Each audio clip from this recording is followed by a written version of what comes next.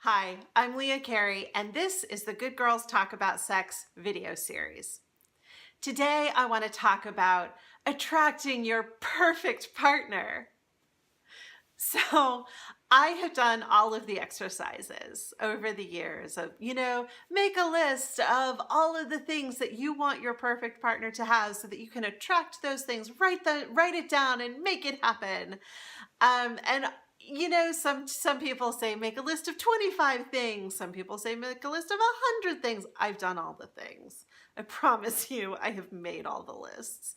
I've made the vision boards. I have done the things. And ultimately, none of them brought a perfect partner to me.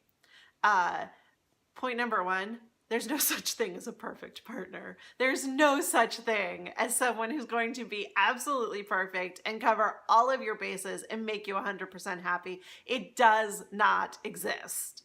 I love what Dan Savage, the sex advice columnist, says about you should find somebody who is, I think he says 79%, and so that you can round them up to 1. I think that's perfect advice.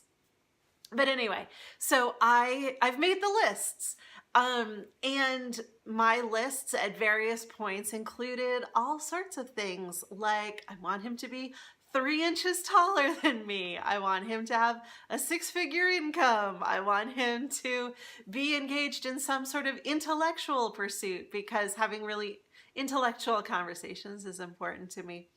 And then, seeing that none of this was working, I found somebody, and I don't remember at this point who it was, but somebody who said, make a list of your 5 non-negotiables and leave it at that. And I thought that sounds kind of interesting. So I did. And I'll share my list with you. My 5 non-negotiables are, they are a non-smoker. They have a basically positive outlook on life. They want to support me in the work that I do. We have interesting conversations. I find them fascinating and they find me fascinating.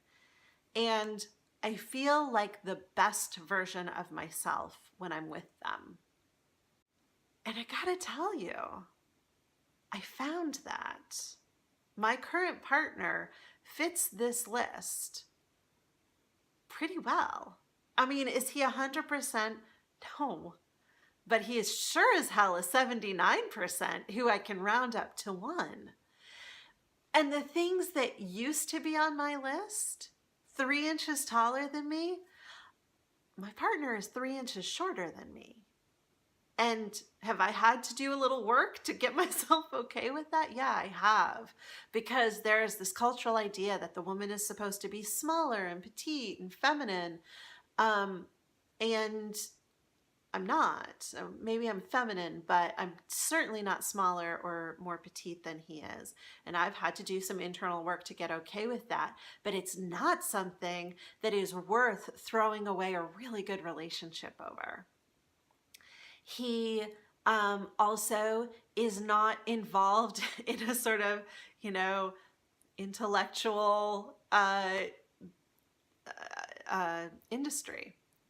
He is a carpenter, but he's a really interesting, well-informed, intellectual person. So had I stuck to that list that said that I wanted the person who was taller than me and had the job and had the income and had the education and had all of the things, I would have rejected my current partner off the top because he didn't look like any of those things.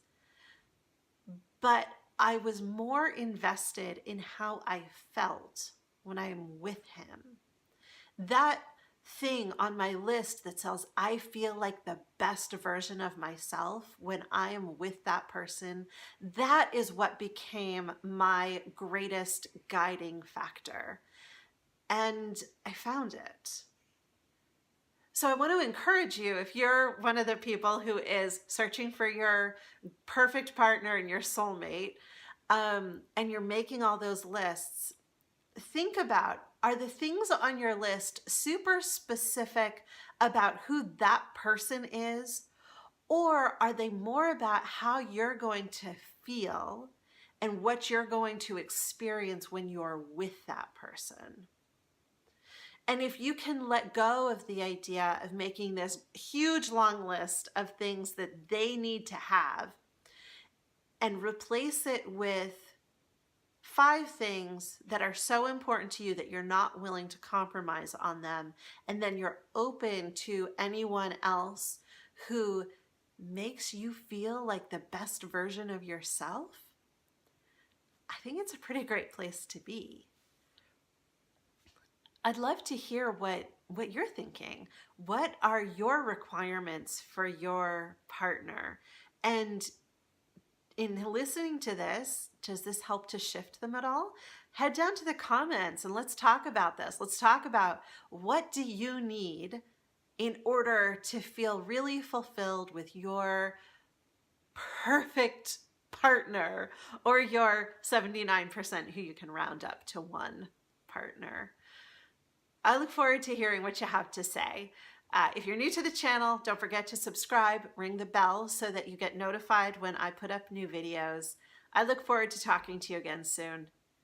Here's to your better sex life.